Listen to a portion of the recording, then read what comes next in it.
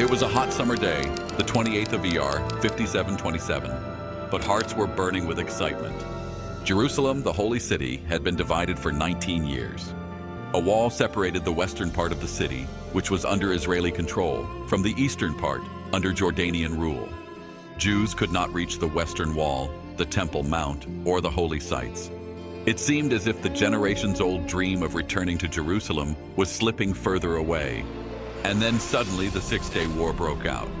The Arab armies gathered around Israel's borders, and the threat was grave. Many feared for the safety of the small nation, but in many hearts a strong faith burned. Behold, the guardian of Israel neither slumbers nor sleeps. In the darkest moments when all seemed lost, many turned in prayer to God, for He alone saves and delivers. The battle for Jerusalem during the Six-Day War was one of the most dramatic and moving battles in the history of Israel. For 3 days, from June 5th to 7th, 1967, fierce battles raged between IDF forces and the Jordanian army. Both sides understood that much more was at stake here than just control over territory. This was about the very heart of the history and identity of the Jewish people. It all began on the morning of June 5th, when the Jordanians opened heavy shelling on West Jerusalem.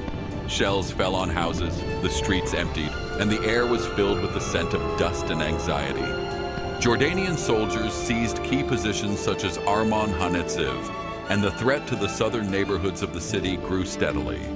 The IDF, which at first tried to avoid escalation, realized there was no choice. Jerusalem was in real danger. The battle for Ammunition Hill, one of the war's symbols, took place on the night between June 5th and 6th. That night, paratroopers climbed up the hill, moving among mines, barbed wire, and narrow, winding trenches.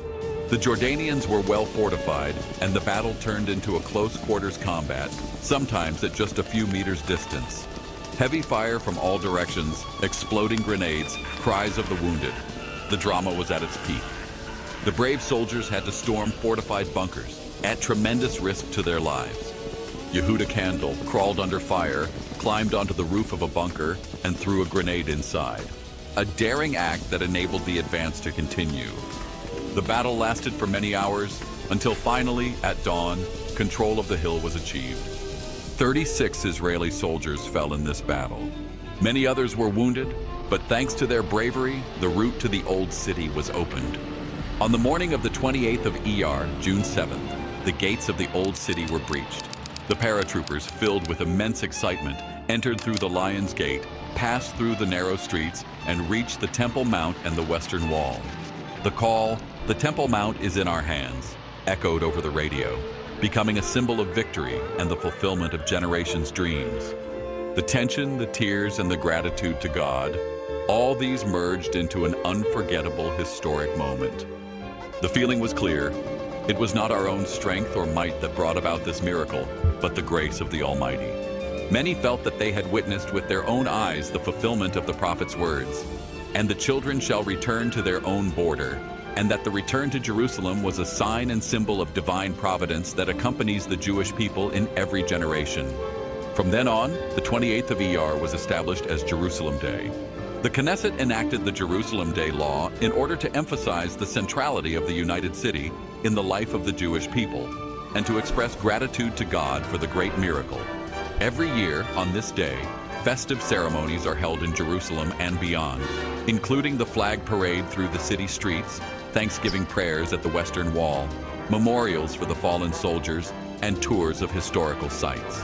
On Jerusalem Day, people do not forget to thank God for the miracles, for the fact that a small army stood against many armies, that the old city returned to our hands almost without any damage to the holy sites, and for the fact that the dream of returning to Jerusalem became a reality.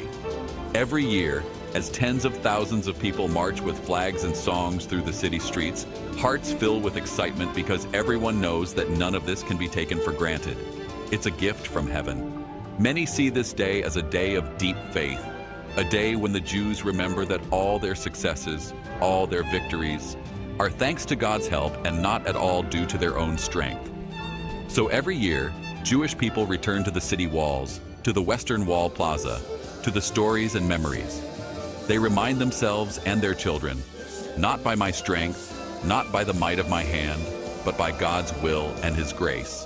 Jerusalem, the eternal city, the city of faith, the city of hope, continues to inspire everyone's hearts. Thanks to faith and prayer, and thanks to the great miracle that occurred on the 28th of ER 5727,